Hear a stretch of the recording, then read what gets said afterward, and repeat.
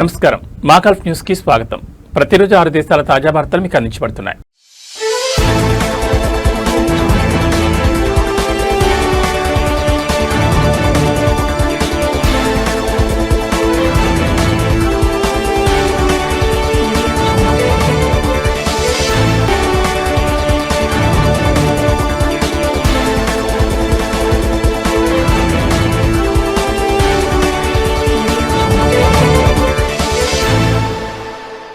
Plastic కాలుష్యం ప్రపంచంలోని అత్యంత తీవ్రమైన పర్యావరణ సవాళ్లలో ఒకటిగా మారిందని, ఇది సముద్ర జీవావరణ వ్యవస్థలు, జీవ వైవిధ్యం, ఆహార భద్రత మరియు మానవ ఆరోగ్యంపై సుదూర ప్రభావాలు చూపుతుందని కువైట్ పర్యావరణ పరిరక్షణ సంఘం హెచ్చరించింది.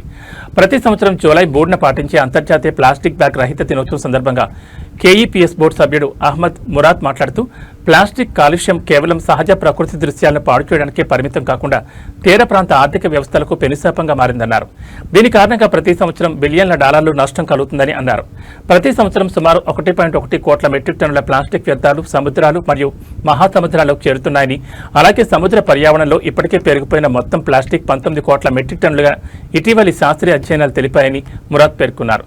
సముద్ర కాలుష్యంలో సుమారు 80% భూమిపైనే మొదలవుతుందని అన్నారు. మిగిలిన 20% చేపలు పట్టడం మరియు నౌకాయానం వంటి సముద్ర కార్యకలాపాల నుంచి వస్తుందని, కాలుష్యాన్ని తగ్గించమనేది రోజువారీ ప్రవర్తనలను మార్చుకోవడం మరియు భూమి ఆధారిత వ్యర్థాల నిర్వహణను మెరుగుపరచడంతోనే మొదలవుతుందని వివరించారు. మైక్రో ప్లాస్టిక్స్ సముద్ర జీవుల ద్వారా ఆహార గొలుసులకు ప్రవేశించి చివరికి మానవులను చేరుకుంటాయి. దీనివల్ల ఈ సమస్య పర్యావరణ మరియు ప్రజారోగ్యమైన ఆందోళనగా మారుతుందన్నారు.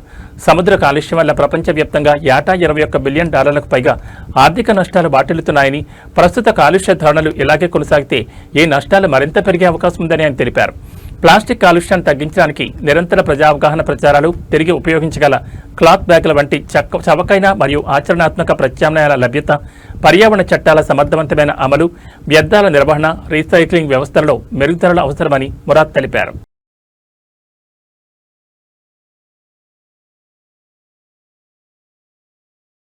యూఏఈ ప్రభుత్వం 2026లో వీసా, నివాస అనుమతులకు సంబంధించి పలు కీలక మార్పులు అమలు చేసింది. ఈ మార్పులు పర్యాటకులు, ప్రవాసులు, ఆస్తి పెట్టుబడిదారులు, వైద్య సేవల కోసం యూఏఈకి వచ్చే విదేశీయులకు ప్రయోజనం చేకూర్చనున్నాయి. Federal authority for identity, citizenship, customs and port security 14 రోజుల 60 రోజుల వీసా ఆన్ అరైవల్ సదుపాయాన్ని మరిన్ని దేశాలకు విస్తరించింది. గతంలో భారతీయులకు మాత్రమే అందుబాటులో ఉన్న ఈ సౌకర్యాన్ని ఇప్పుడు Indonesia, Vietnam, Thailand, Philippines, Kenya, దక్షిణాఫ్రికా పౌరులకు కూడా వర్తింపజేసింది.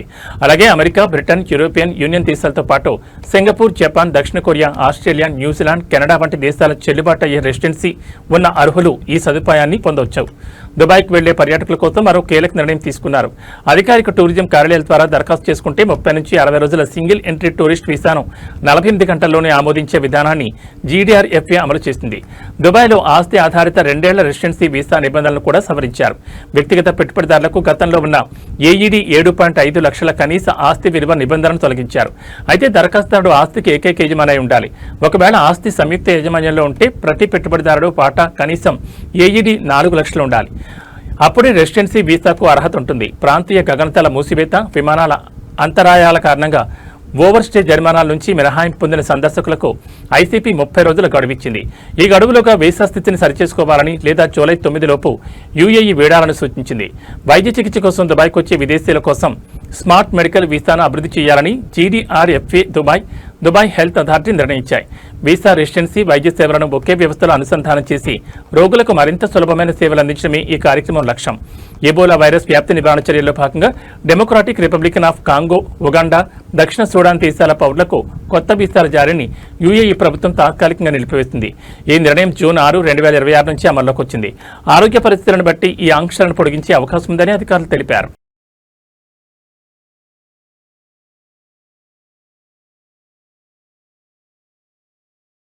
అంతర్జాతీయ టెలికమ్యూనికేషన్ యూనియన్ ప్రచురించిన 2026 ఐసీటీ అభివృద్ధి సూచికలో ప్రపంచవ్యాప్తంగా 6వ ర్యాంక్ సాధించడం ద్వారా డిజిటల్ కనెక్టివిటీలో ప్రపంచ అగ్రగామిగా బహ్రెయిన్ తన స్థానాన్ని మరింత పటిష్టం చేసుకుంది. గత ఏడాది ర్యాంకింగ్లతో పోలిస్తే 3 స్థానాల పైకి ఎగబాకింది. 98% మొత్తం స్కోర్తో 159 దేశాల్లో 6వ స్థానాన్ని దక్కించుకుంది.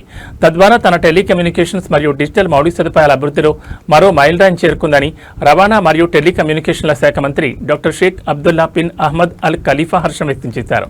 టెలికమ్యూనికేషన్లు మరియు సమాచార కమ్యూనికేషన్ల సాంకేతికతలో ప్రపంచంలోని అగ్రగామి దేశాల సరసన బహ్రెయిన్ను నిలబెట్టేందుకు his majesty Hamad bin Isa Al Khalifa నాయకత్వంలో మరియు క్రౌన్ ప్రిన్స్ ప్రధానమంత్రి his royal highness prince Salman bin Ahmed Al Khalifa నేతృత్వంలోని బహ్రెయిన్ సాధిస్తున్న నిరంతర పురోగతికి ఈ విజయం నిదర్శనమని అన్నారు. టెలికమ్యూనికేషన్ సేవల నాణ్యతను పెంచడానికి బహ్రెయిన్ అనుసరించిన జాతీయ వ్యూహాల విజయానికి ఈ మెరుగైన ప్రపంచ ర్యాంకింగ్ నిదర్శనమని మంత్రి అన్నారు.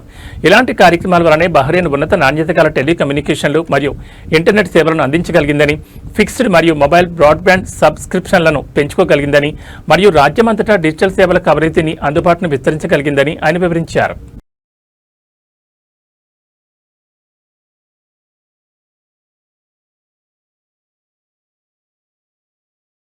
కువైట్లో వలస కార్మికుల ఉద్యోగ మార్పిడిపై ఉన్న నిషేధాన్ని 2 నెలల పాటు సడలించారు. దీంతో 27,000 మందికి పైగా కార్మికులు ప్రయోజనం పొందారని public authority of man power తెలిపింది. ఈ సడలింపు గడువు జూన్ 30తో ముగిసింది. కార్మిక నిబంధనల ప్రకారం ఆర్థిక వ్యవస్థలోని కొన్ని రంగాలు విదేశాల నుంచి కార్మికులను నియమించుకోవడానికి అనుమతి కలిగి ఉన్నప్పటికీ ఆ కార్మికులు తమ నిర్దిష్ట రంగాల పరిధి దాటి ఇతర ఉద్యోగాలకు మారడంపై నిషేధం ఉండేది. స్థానిక కార్మిక మార్కెట్ అత్యవసర అవసరాల నేపథ్యంలో పీఏఎం ఈ నిషేధాన్ని తాత్కాలికంగా ఎత్తివేసింది. ఇక ప్రయోజనం పొందిన వారిలో 16,048 మంది చిన్న మరియు మధ్యతరహా పరిశ్రమల రంగానికి చెందినవారని, ఆ తర్వాతి స్థానాల్లో వ్యవసాయ రంగం మరియు పారిశ్రామిక రంగం ఉన్నాయని పేర్కొన్నారు.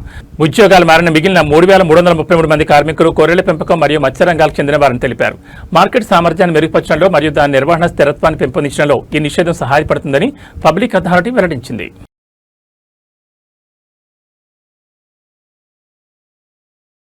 సౌదీ అరేబియా పౌరులు, నివాసితులు లేదా జాతీయ ఆస్తులను లక్ష్యంగా చేసుకునే ఏదైనా ప్రయత్నానికి అదే స్థాయిలో జవాబిస్తామని, అపూర్వమైన సంకల్పం మరియు శక్తితో ప్రతిస్పందిస్తామని సంకీర్ణ జాయింట్ ఫోర్సెస్ కమాండ్ స్పష్టం చేసింది.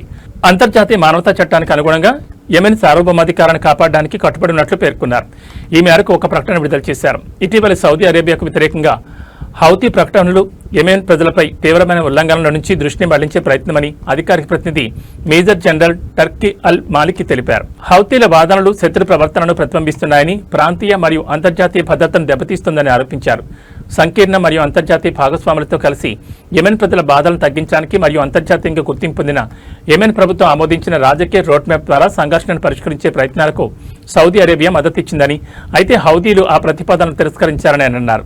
దక్షిణ ఎర్ర సముద్రం మరియు బాబ్ అల్ మందాబ్ జలసంధిలో కమ్యూనికేషన్ మరియు అంతర్జాతీయ వాణిజ్యం, సముద్ర మార్గాలపై హౌదీలు దాడి చేశారని ఆరోపించారు. హొడైదా, రాస్ ఇసా మరియు సలీఫ్ నౌకాశ్రయాలు, అలాగే సనా అంతర్జాతీయ విమానాశ్రయం, పవర్ స్టేషన్లు, పారిశ్రామిక సౌకర్యాలు మరియు యెమెన్ ప్రజలకు చెందిన ఇతర కీలక ఆర్థిక ఆస్తులను ప్రభావితం చేశాయని, ఇది భారీ నష్టాలకు దారితీస్తుందని అన్నారు.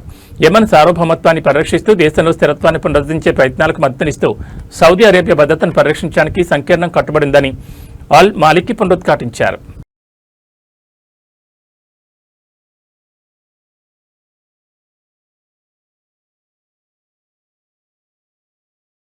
గ్రేట్ బ్రిటన్ మరియు నార్థర్న్ ఐర్లాండ్, యునైటెడ్ కింగ్డమ్ రాజు 3వ చార్లెస్ నుండి యూకేలో అధికారిక పర్యటన చేపట్టాల్సిందిగా సుల్తాన్ హైథమ్ బిన్ తారిక్ను ఆహ్వానించారు. లండన్లోని 10 డౌనింగ్ స్ట్రీట్లో సుల్తాన్తో జరిగిన సమావేశం సందర్భంగా యునైటెడ్ కింగ్డమ్ ప్రధానమంత్రి సర్ కీర్ స్టార్మర్ ఈ ఆహ్వానాన్ని అందజేశారు. చారిత్రాత్మక ఒమానీ బ్రిటిష్ సంబంధాలు మరియు ఆయా దేశాల ప్రజల మధ్య ఉన్న చిరకాల స్నేహబంధం నేపథ్యంలో ఈ ఆహ్వానానికి ప్రాధాన్యత ఏర్పడింది. అలాగే పరస్పర ప్రయోజనాలు మరియు ఉమ్మడి లక్ష్యాల సాధన దిశగా వివిధ రంగాల్లో ఈ సంబంధాలను మరింత బలోపేతం చేయడానికి ఈ పర్యటన దోహదం చేస్తుందని భావిస్తున్నారు.